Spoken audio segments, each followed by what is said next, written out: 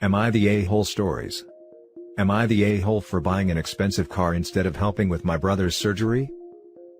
I, 27 male, lived with my chronically sick brother and my parents.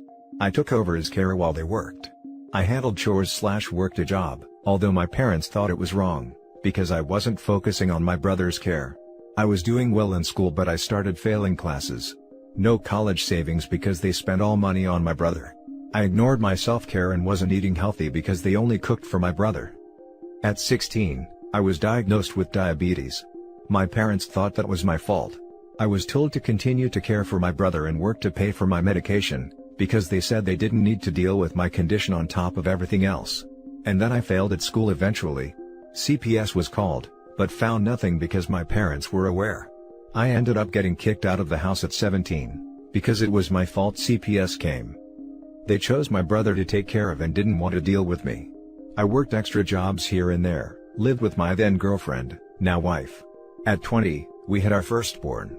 I tried to reach out to my parents, and let them meet my family despite what they've done, but they blamed me for those decisions. Getting married and having a baby was my fault also, and said, I shouldn't be a dad because I was irresponsible and ignorant.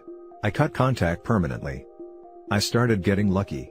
I now work in a better field, no degree though, and I earn decent money. Then we had our second baby in August. Whoops, that too was my fault. My parents' words pop in my head whenever I look at my kids, and I begin to question myself.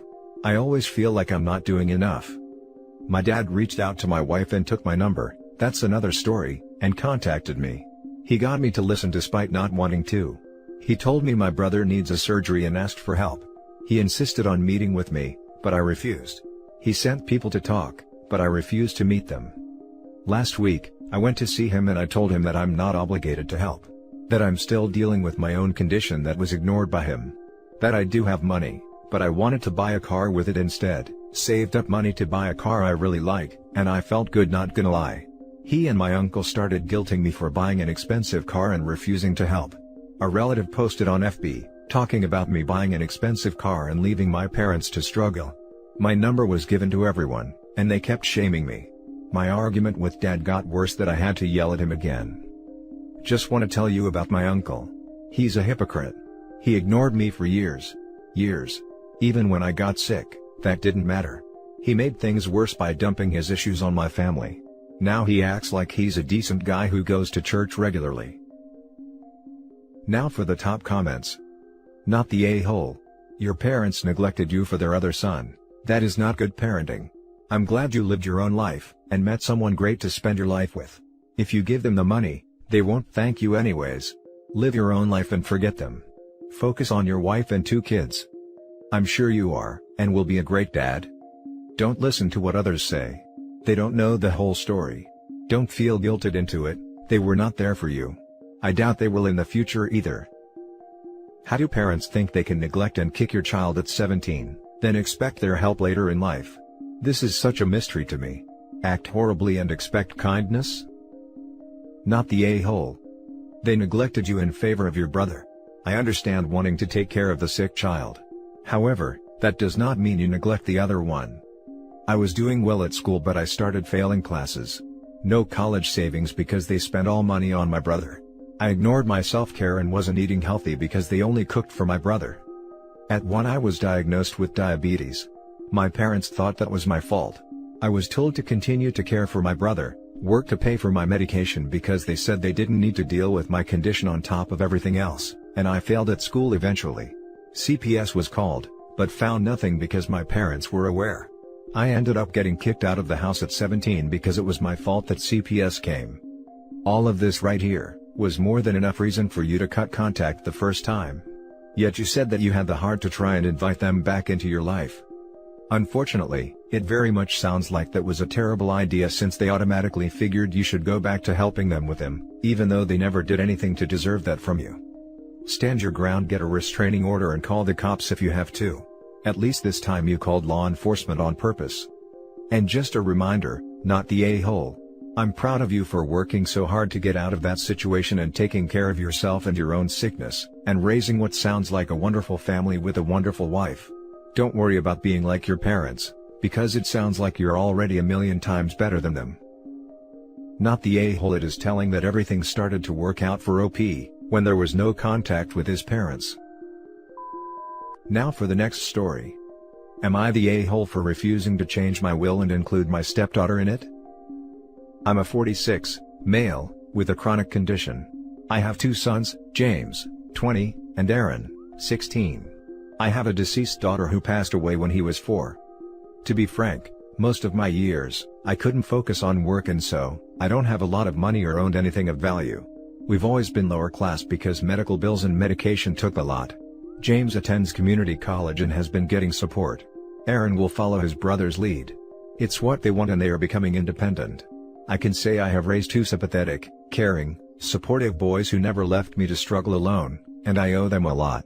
I just wish I could have sent them to their dream college, but they understand how we all got dealt a bad hand in life. Like I said, I don't have much, all I have is my farmhouse. I've written a will and mentioned that this house goes to both James and Aaron, and that it'll be given to them in the coming years.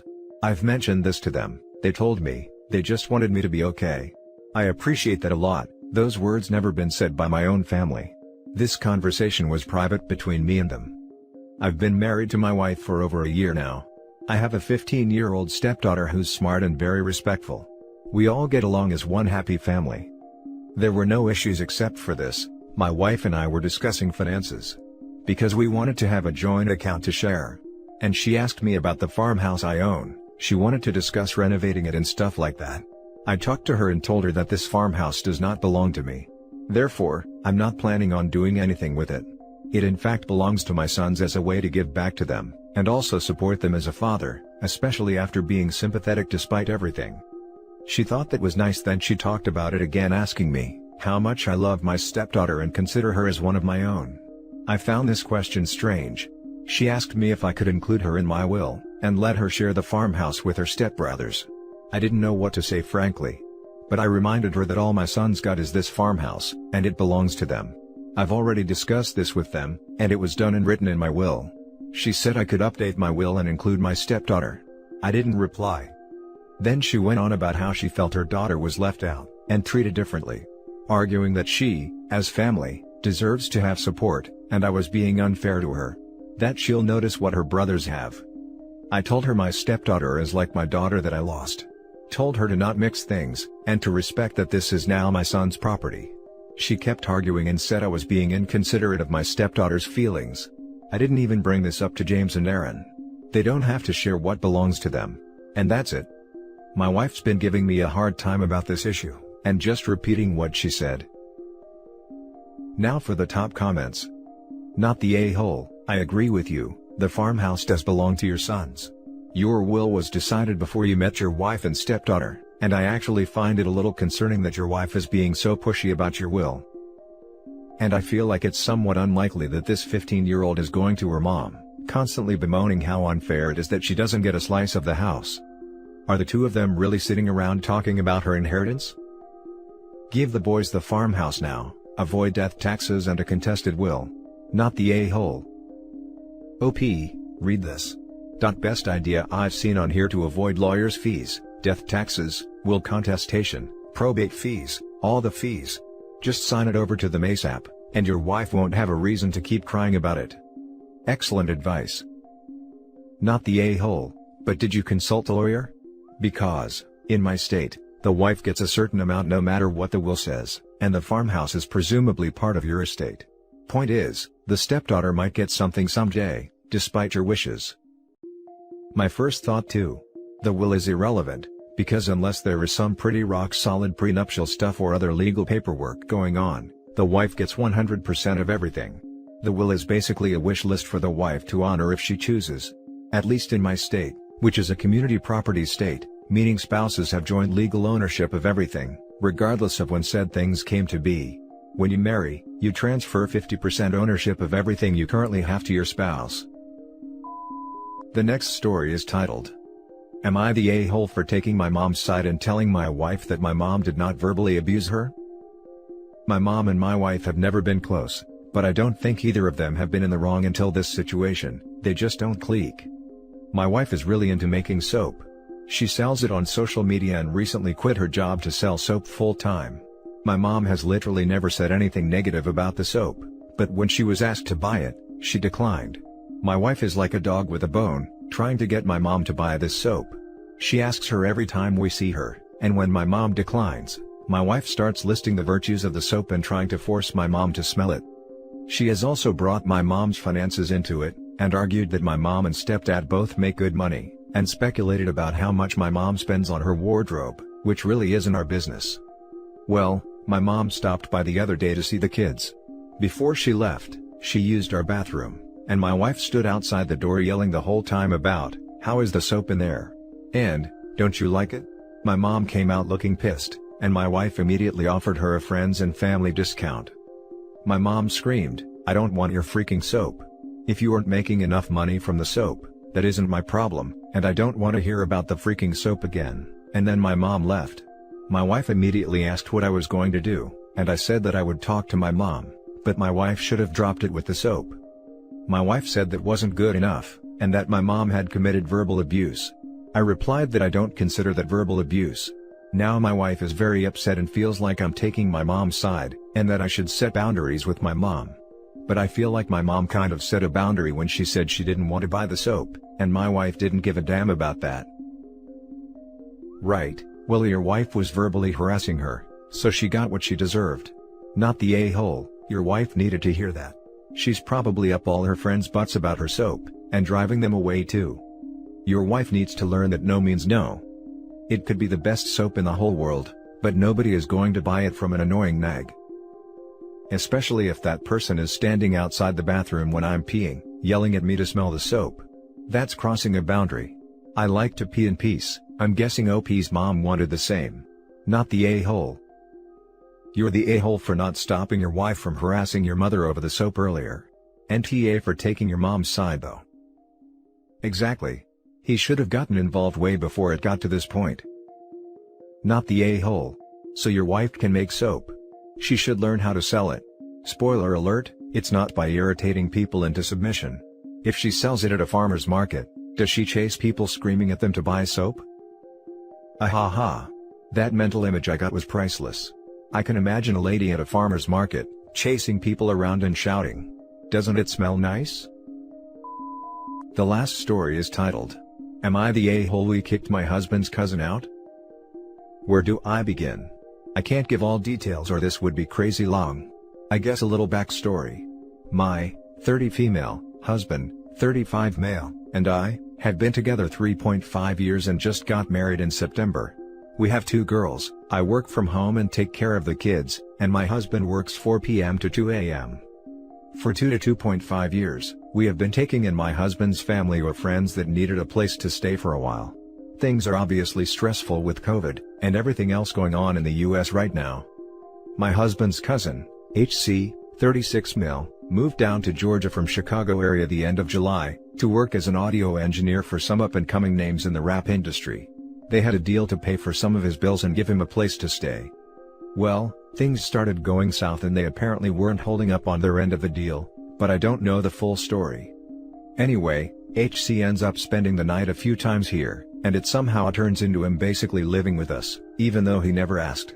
He plays Call of Duty all night. My husband can't get to sleep when he gets home, because HC is being loud. He constantly brags about how he's hanging with all these rich people, even though he complains they don't pay him like they should. Barely brings food into the house, and only brings taco meat because that is all he wants. Gets my kids riled up and loud while I'm working. Doesn't clean up after himself unless I fuss at him, and doesn't even offer to try to pay a bill to help out. My husband and I both have been struggling mentally the past few months, more than normal, and we realized it was stemming from HC being here, on top of our own issues. We decided to have a conversation with HC and explain that we need space, but he's still welcome to come around and hang out. The first thing out of his mouth was, "Oh, so you don't want me here, huh?" We told him it wasn't like that, and to not twist our words. It ended up in me going off on him and calling him a narcissist. Between the gaslighting I hear him do to his girlfriend, the way he talks about this 20-year-old he's been banging with no protection here in Georgia, and just other obvious red flags, I'm pretty sure I'm correct on that one. He made a big scene about how he's going to have to sleep in his car, or go back to Illinois. I told him we were not responsible for keeping him housed, and he needed to go talk to one of his rich friends. The part that gets me is him saying he wouldn't have reacted the way he did if we had said something sooner. I know that's a lie. When he finally left, he made a little scene saying, "The narcissist is leaving."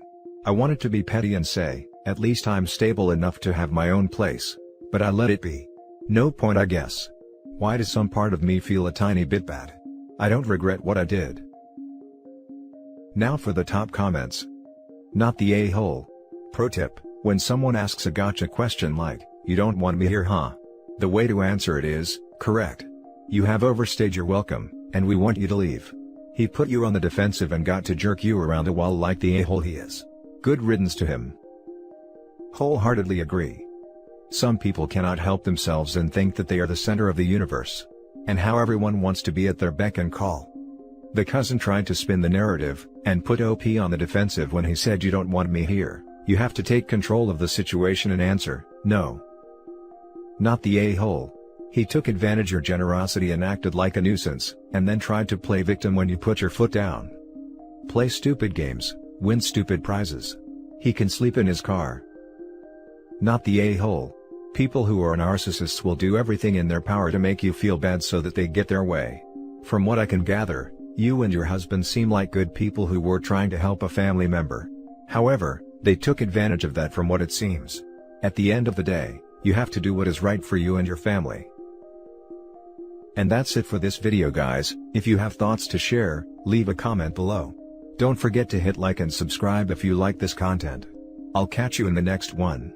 Good day, everyone.